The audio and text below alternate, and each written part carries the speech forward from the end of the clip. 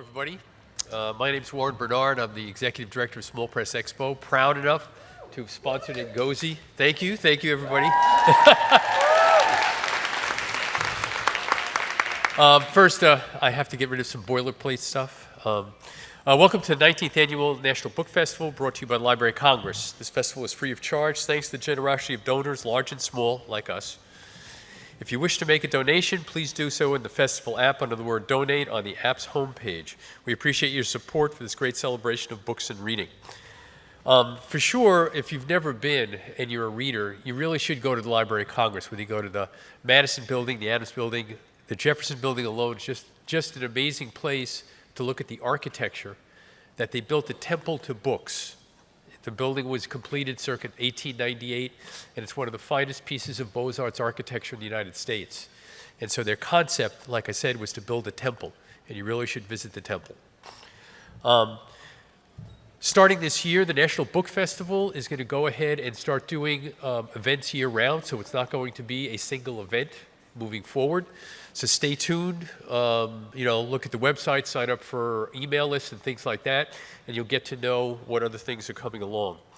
At the end of Ngozi's presentation, she'll be taking questions.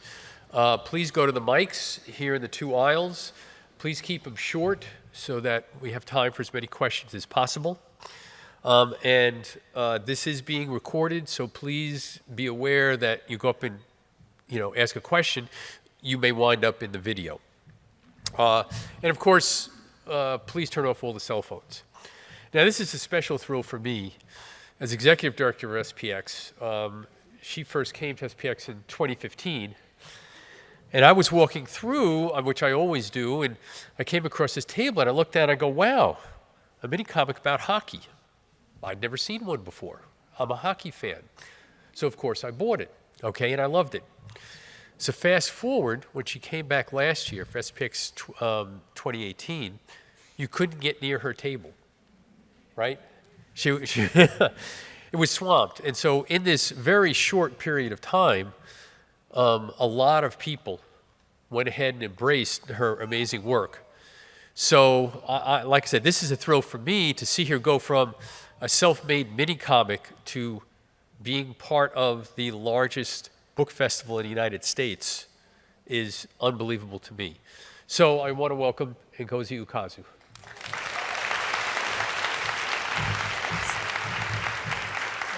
Oh, look, this is such a thrill for me, okay? Thank you. Hello, everybody. How are we doing today? How are we doing today? Now everyone shout out a location or a job. Just kidding, that's an improv joke. So I'm here today because of SPX, but first I wanted to make sure we're on the right slide. Fantastic. I'm gonna test the slide really quick. There you go, that's the slide I expected. All right, thank you guys so much for coming out today to the National Book Festival. This is my first time as well at the Book Festival, and I'm learning so much. This is so exciting. It's so lovely to see so many people out here just excited about storytelling. Today, I'm going to do a really quick presentation to tell you a little bit about my career, and then we'll open it up to Q&A. I was a tour guide in college, so I love answering questions. I can tell you where stuff is. So first and foremost, I'm here today because of SPX. SPX is to make some noise. Who here has been to SPX? Raise your hand. That's a lot. That's pretty good. SPX is the Small Press. It stands for the Small Press Expo, which is a convention held in Bethesda, Maryland, every fall. And what I truly love about SPX is that it gives opportunities to artists big and small. This year, SPX is sponsoring not only my appearance here at the National Book Festival, but also Raina Telgemeier and Jim, I can't pronounce it, Paviati? Paviati. Paviati is a clown. And so proof of that, the SPX is really invested in bringing together artists big and small. Here I am with Gail Galligan. Do you guys know Gail Galligan's work? Yes. This is in 2015 at my first SPX. This was right at the end of grad school, and I was just an artist starting out. I was really just starting this comic. I think I started it really in 2013, and this was the first time I had books. This was the first time the webcomic was in print. And here is a picture of my last SPX. Last year, same tablecloth. And this was a few days before my first book was published. So truly, if you get the chance to make it out to Bethesda, it is really worth your time. You're in for the treat because it's a great space for finding not only more established artists, but artists who are just starting out. Oh, it's in 2 weeks. I think it's the 18th and 19th? 14th and 15th. Not even close. So I'm really just going to talk about my career today, tell you a bit about this comic, and my journey into comics. And hopefully we can have a nice conversation with our Q&A. My name is Ngozi Ukazu. Hi. Woo! I see you. Hi, guys. I went to Yale, where I majored in computing and the arts, and I graduated from Yale in 2013. And right out of college, I went to SCAD to study sequential art because, who are the SCAD people? You're just happy I went to college. Yes, that's very good. Did anybody go to SCAD, though? Okay. Good enough. Oh, boy. Art school tuition. I went to SCAD right after college so I could study sequential art because nowadays, you can actually get a degree in comic books, which is great. I always liken it to clown college. But it's very practical, very practical. I started Check Please the summer after I graduated from Yale, 2013, and right before SCAD. It was kind of this in-between period. I wanted to have something to practice. I wanted to have practice for the oncoming studies I was going to do, so I started Check Please. And I started Check Please on a whim. Well, let me see what the next slide is. Okay. I started Check Please on a whim. It was totally practice. And I was posting all of my pages to Tumblr. Actually, even though, this book that is now in bookstores, you can read it in bookstores, you can actually still read the whole thing online. They don't want me to tell you that. But I'm giving you the inside scoop. You can still read the whole thing online because that's how it started. It started as a webcomic. So I was posting it on Tumblr. You can still find it at that URL. And it gained a community, it gained an audience, and it was eventually picked up by a publisher. And it actually all started with Kickstarters. So when I was in grad school, I did my first Kickstarter, which was very exciting. Are you guys familiar with Kickstarter? Crowdfunding. By the time that I had started the webcomic and it had been online for a while, I had garnered a little bit of a community and an audience. So when I did my first Kickstarter, it was really I did not expect for it to go so well. I actually was selling zines online for a really long time. I started the comic and I told people hey, I'm going to do a little extra fun comic. And if you guys would like to order the comic, just let me know. And it was the first time that I'd ever sold out of anything. And this was just online. And I would go to Office Max, take all the, come home, go to the kitchen table, and just start making zines. And my dad's like, what are you doing? And I was like, I'm making money. I'm paying for my tuition, right? Exactly. And so that was the first time. And then by the time I actually got to do a Kickstarter, I actually got to do my Kickstarter project as a project in grad school. I got an A. And it was really the first time that people took notice, people outside of the immediate community of the comic took notice, and it was extremely exciting. So, excuse me, I'm gonna get my notes together. Oh. So the book that I should probably explain the numbers up there. So far, altogether, my crowdfunding has raised nearly $1 million. We're not there yet. But over the course of 5 years, this is the money that readers have contributed to making my publishing dreams a reality. These are people putting down however much they feel is necessary to buy the book, and it allows me to publish on my own. It's really exciting. So book one is actually collects my self-published books into one volume. Check Please #hockey came into bookstores last year. It was September 18th of 2018. And since then, it was a Morris finalist. It has received star reviews for the Kirkus Booklist and School Library Journal.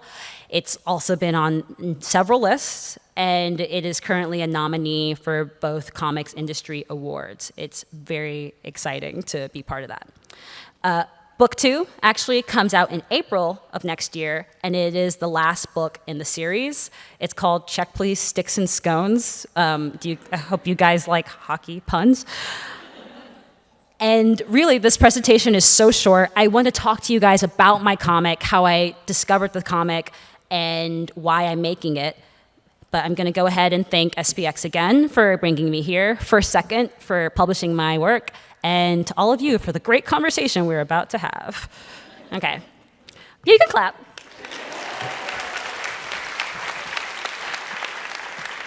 I almost wish I had a free mic so I can just walk the stage. But I won't do that. Okay, if you have any questions, definitely feel free to walk up to any one of these microphones, and we will learn a lot. Actually, I want to maybe ask you guys a question first. How many people have read Check Please? Oh my God! I got chills. Really? Weird. Your hand is, oh, you guys are wearing Samwell t-shirts. Some people, that's so crazy. Oh, that was weird. Oh my goodness. Okay, so for those of you who have not read Check Please, who are like, what is this lady talking about? Check Please, yeah, it's pretty funny. It's like, why are you here?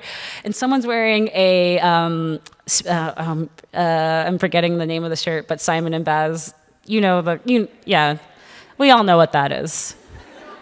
You know, her book, she has a new book out this weekend. Yeah, you should definitely check it out.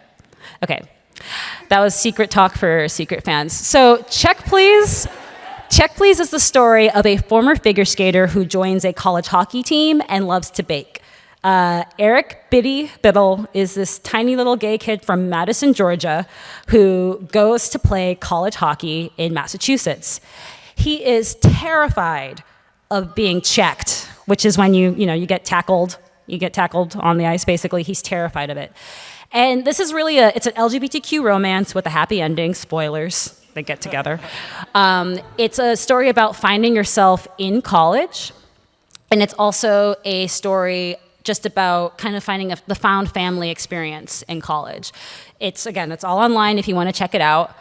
And yeah, if you have any more questions, you can just pop right in line. Let's start with you. Okay. Hi. I would like to preface my question by saying I appreciate SPX for allowing you to be here for us to interact with. And so I'm a huge fan. I've been reading since you first started posting on Tumblr. Wow. Friends showed me it. And my question to you is, how do you, as the world in your story changes, how are you able to give that character development without breaking the character's continuity with the story? That's a really good question. So it's, as the story continues and as the world of the comic changes, how do I continue the character's development? Well, it's pretty much not set in stone. The way that I write is that I plan out like a very loose plot, and then I address each chapter as I go. So when I'm really in the groove and I'm really feeling the story, a character will surprise me. I have certain things that I know about them, but when they're placed in a certain situation, boom, something might happen. Oh, wow, they made that decision. Oh, they found that truth. And that's actually how the characters develop. It's when you're in the zone of writing and you have a character in a scene, the most honest reaction that they have is what builds their characters. It's actually how we all, as human beings, have our personalities and our characters. It's when we're in the moment and we make a decision.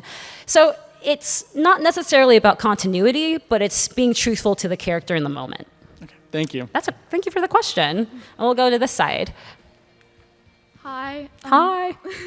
I've always really admired how you've driven conflict in the story without making it conflict in between Jack and Biddy. Ooh, yeah. And what has driven you towards that and fostered that within the story? That's a really good question. So how have I managed to bring conflict into the story without making it kind of the drama between like Jack and Biddy, who, spoilers, they get together. I guess I've never been a fan of the on and off again storylines. I didn't really watch, like, I don't know, Dawson's Creek. I don't even know what Dawson's Creek's about. But where it's like a character, they're together, and then they get mad and there's distrust.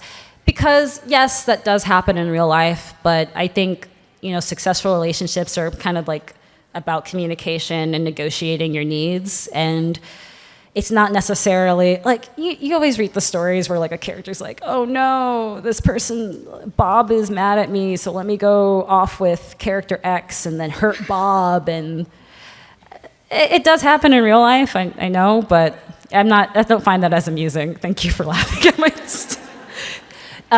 it just doesn't interest me. I'd rather them work as a team.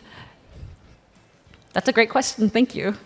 We'll go there. Yeah. Hi there. So, in terms of for webcomic creators, what's your method of research that you used for hockey and baking? And like, obviously, I think I read somewhere that you like didn't really know much about hockey before doing this. So I was wondering what like your research methods were for like really making it seem like you knew what you were talking about. Yeah, it's the funnest. Like, I've heard stories where librarians will tell me that they've had students who read the book who are like total like hockey kids, and they're like, no way, miss, she didn't write this, no. Because, I'm a black woman from Texas. I'm a first-generation Nigerian woman, and there's not, is there Nigerian people here? Yeah!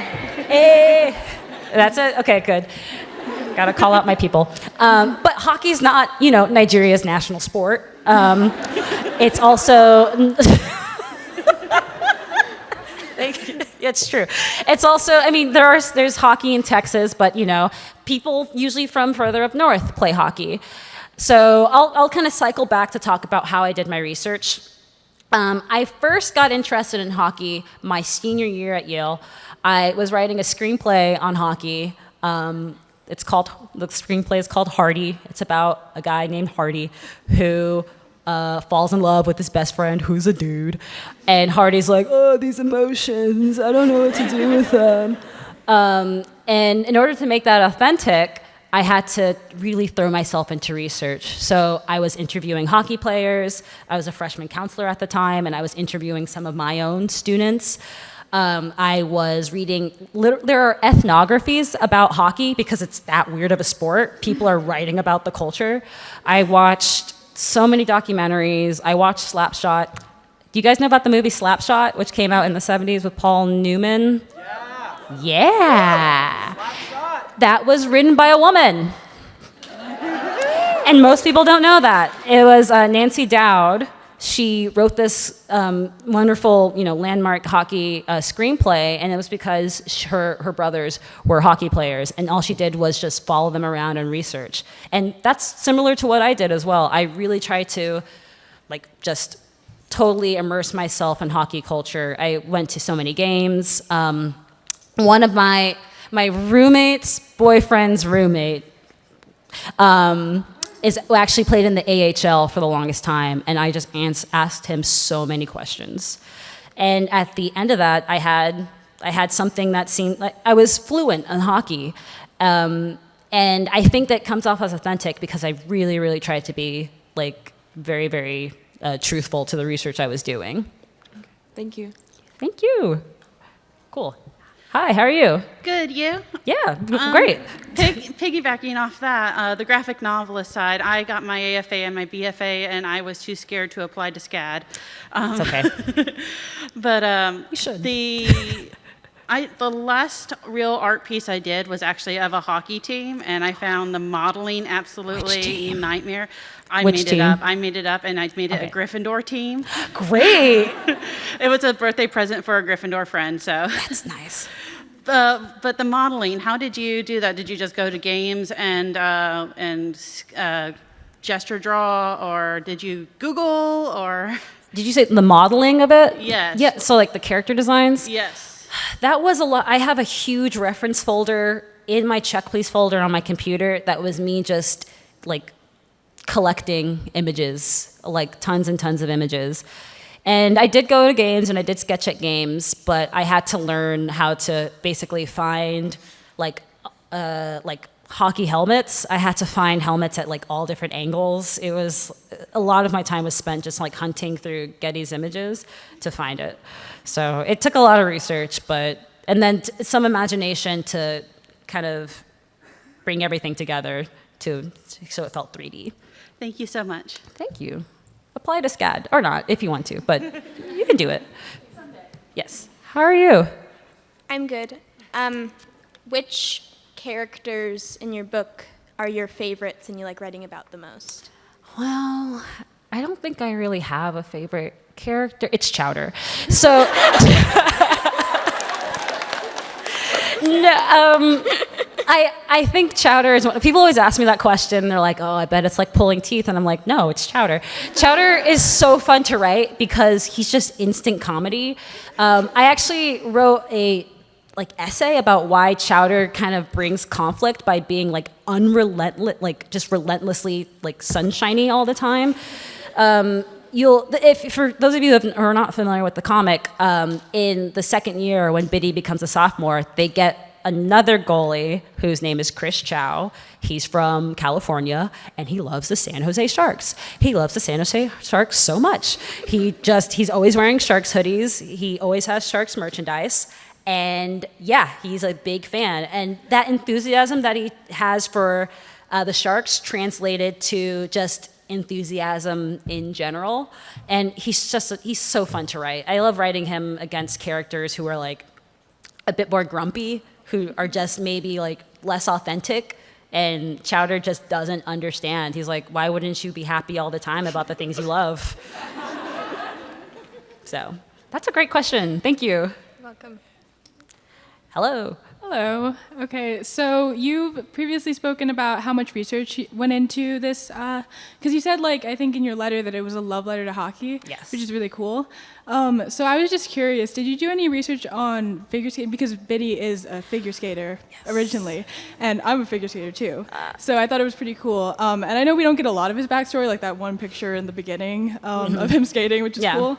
But I was wondering, have you like watched any figure skating, or are you a fan? Yeah, I definitely went deep into hockey. Figure skating, perhaps not as much, even though anytime I draw Biddy doing a jump, I just watch about 4 or 5 YouTube videos to make sure I get it right, because it's so subtle. Like, like whether you come off like the toe or like, it's so subtle. So that's when I really do my research, because I know the figure skaters out there like can just see it with an eagle eye. Right, like I totally appreciate it because it looks really accurate. Oh, like, thank you. Thank you so much. No problem. All right. Thank you. Hello. Hi. So I was just wondering, did you, I'm completely blanking out, hold on. No, sorry. Actually, I'm gonna also go back so I can put, yeah, that's good. So we can all look at the characters. This slide's so braggy. It's very weird. Here, we'll just look at this. Yes. Is there anything you wish you knew going into creating a webcomic? Oh, that's a really good question. Is there anything I wish I knew going into creating a webcomic? The internet is a very fun place. And fandom is a very interesting place. I'm speaking very discreetly and politely because I think we all know how crazy fandom can get. I found out the hard way. And I think that if you're going into making a webcomic, the best thing that you can do is set firm boundaries for yourself, respect the fans in their space, but also demand that the fans respect you as well. And honestly, it hasn't really been that big of an issue, but when I first started out, I remember, oh my God, I said oat there. Oh God. I'm from Texas, I'm sorry, okay. But when I first started out, I remember there was an incident where someone wrote very interesting fan fiction, and then I asked them, could you tag that so I never see that? And it was like, the author is dead! How dare you tell us that? And I probably should have just left it alone because, they were writing what they wanted, and I didn't have to really look at it. And that's kind of how I look at things. So make sure that you're aware that people can do what they want, and you can do what you want, and it's okay to just not have control. You don't really need it. Just watch yourself. Thank you. Thank you. Hello. Hi. So I'm running into this issue because I'm trying to convince friends of mine who are hockey fans or people who went to New England liberal arts schools to read this, to read your comic, which I love. But the thing I'm running into is I'm trying to describe what college Samwell is really based on. So Samwell is Wellesley, Harvard, and Yale. Okay. Simple. Thank you. Thank you. Hello. Hi, I feel really tiny. No, you're tall. My question is, how hard was it? What was the easiest part of writing, and what was the hardest part of writing the book? Oh, that's good. The easiest part of writing for me is usually when I get to write jokes. Like that's what I love doing, being a little silly. So when I get to write, draw Ransom and Holster being idiots, it comes naturally. That's the weird thing to say, but it comes naturally. I think the hardest part, the hardest boring part for me is proofreading. I'm really bad at it. Details, what are those? But I think the other hardest part is when I have to write a scary scene, which is when Biddy is hurt or when Biddy is, talking about some pain he's feeling. It's really hard to make sure that I'm being authentic and being true to the character, because you really have to be in tune to exactly what that character wants to tell. Thank you. You're welcome. Cool. Hi, oh my God, I'm really nervous. Okay. No, you're good. Where are you from? I'm from Morristown, Ah, New Jersey, good. so. Awesome. I'm from Texas. Oh, thank you. So my question, I have two, but they're really quick. My one question is, how did you make up these characters? Because they all have Jack, for instance, has a really complicated storyline in my opinion. So how did you come up with that story? So we'll tackle that first question really quickly. I based them off real people. Real people that I know, and then real people that I don't know. Usually when it's real people that I know, I have a friend who has red hair and is from Maine. And so I was like, cool, you're now Dex. And when it's real people that I don't know, it's oh wow, I really like this Olympic athlete who's super tall. Okay, Hillary Knight, you are now George Martin. So what's your second question? My second question is, who did you decide to be Biddy's, well, spoiler alert, boyfriend? Out of all the characters, did you have did you have shitty plan to be his boyfriend or somebody else? I'm just saying. Oh my goodness. So I'm sorry. It's just I'm not sure I went in thinking I didn't arrange the cast and then choose, so to say. Oh my God! But what if I had done that? That would have been a lot more interesting, to be honest. I think I usually start off with usually when I'm telling a story, I start off with two characters. Or one character or two, and then build the cast around them. So I knew that Jack and Biddy should be together, and then so they were destined from the get-go. Right. That makes sense. Yeah, I know some people who are shitty conspiracy theorists. Conspiracy theories for there's a character named. Oh my God.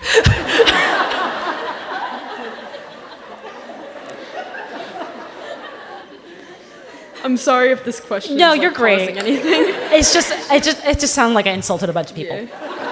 Forget about it. I think I answered your question. Maybe. All right, yeah. Thank you. You did a great job. Just saying. Thank you. You too.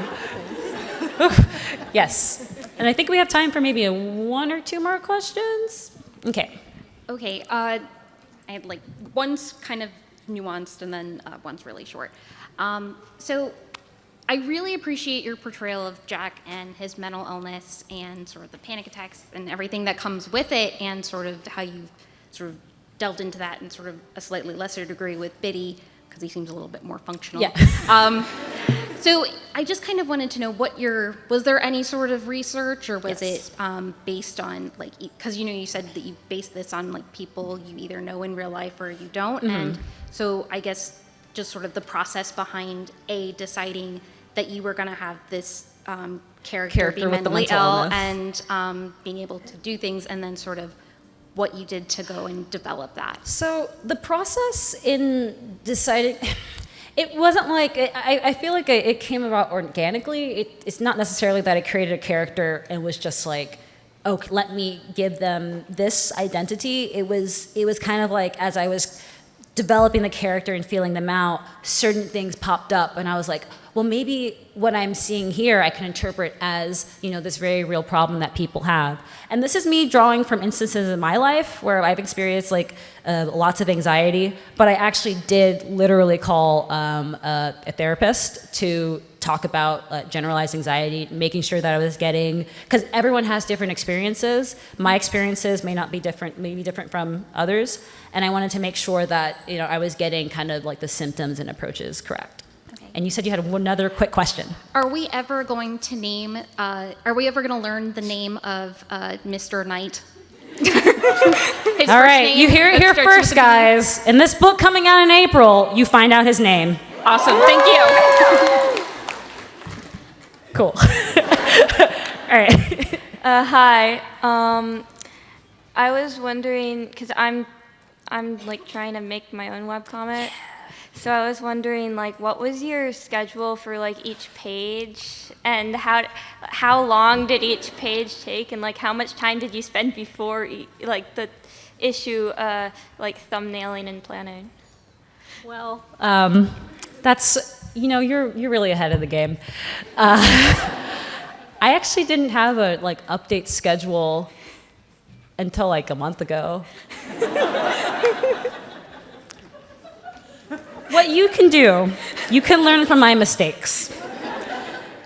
I would say first do a very small project. I'm talking about 10 pages or less, and it can be something to help you explore a character for your longer project. Mm-hmm. So 10 pages, 5 pages. See how long it takes for you to do that. Mark it on your calendar and mark it when you finish. And then from there you can extrapolate. Because what you don't want to do is learn on the go. I had no idea. I was just making it. I wasn't timing myself. And if you kind of test it out, it'll help you in the future. So I didn't really answer your question because I don't know. But you can find out for yourself. Yeah, but how much planning did you do before each page? So I started Check Please in the summer, and it was supposed to be 5 chapters long. And now I'm here talking about it. So the best advice I've gotten on planning a webcomic is make sure you have an ending in mind.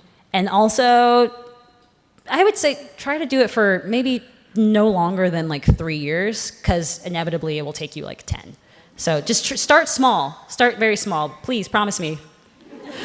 Okay, you don't have to do anything. All right, and I think we can take one more question, and we are actually ending on someone with a Samwell jersey. Cool digs.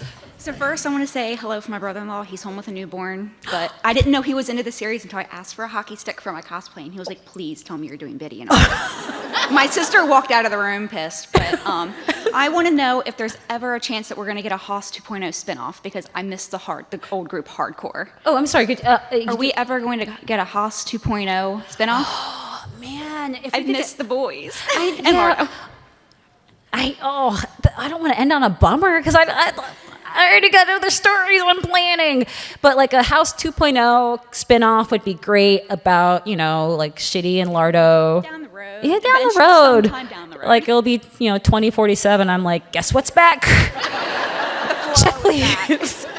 Check please. I forgot the bill. Yikes. So I won't say now, but I am doing a very small project actually this fall where I get to do a throwback Thursday basically, where I take all of Biddy's tweets, I combine them together, and I illustrate some of them. So that sounds like fun. Yeah, check it out. Thank you so much for your question. And thank you guys so much for coming to this. This was so lovely. Oh my goodness. And I will be signing at a time, 3:30, and I'll hope to see you guys some there. Thank you.